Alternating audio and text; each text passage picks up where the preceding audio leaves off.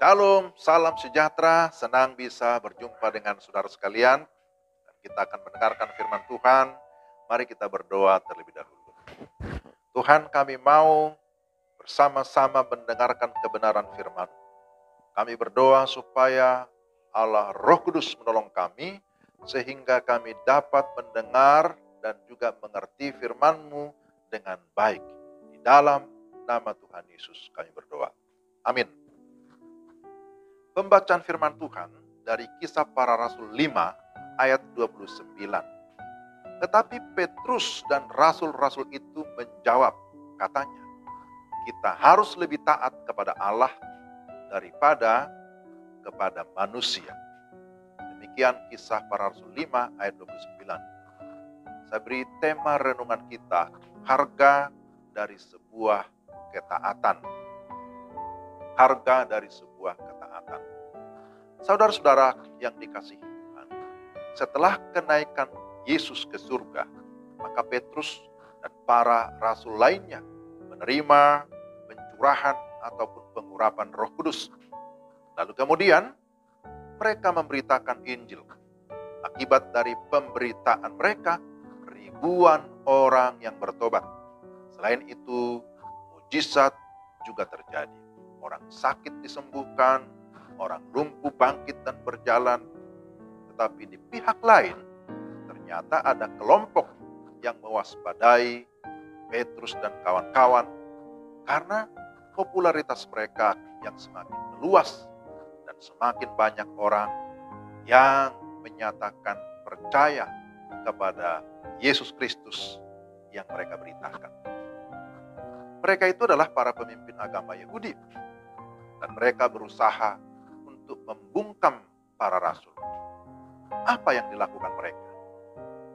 Mereka menyuruh pengawal-pengawal untuk menangkap Petrus dan para rasul di bait Allah. Lalu menghadapkannya pada mahkamah agama. Mahkamah agama melarang dengan keras agar mereka tidak mengajar dalam nama Yesus. Tetapi Petrus dan rasul-rasul itu menjawab, katanya, kita harus lebih taat kepada Allah daripada kepada manusia. Saudara-saudara yang terkasih dalam Tuhan, ini adalah kalimat yang sangat tegas dan juga berani. Mereka menunjukkan ketaatan penuh kepada Allah.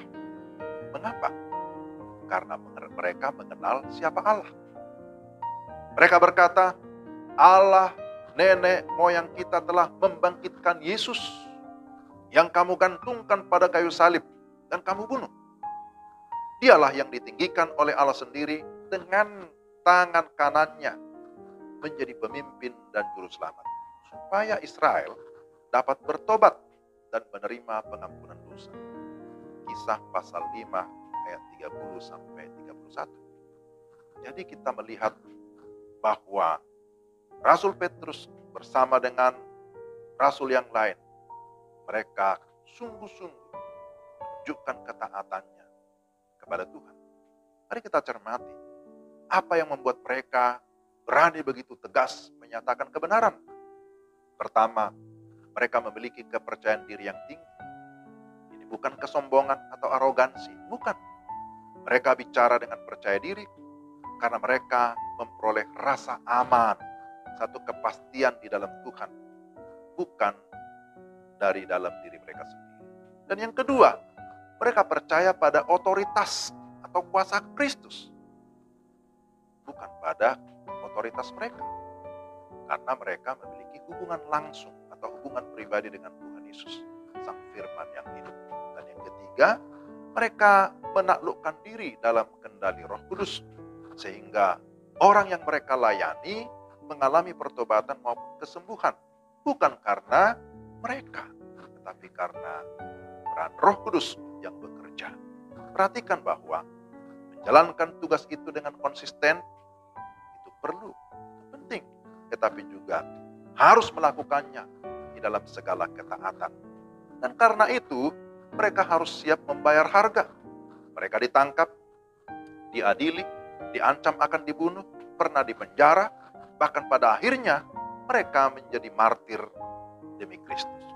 Itulah harga yang harus dibayar.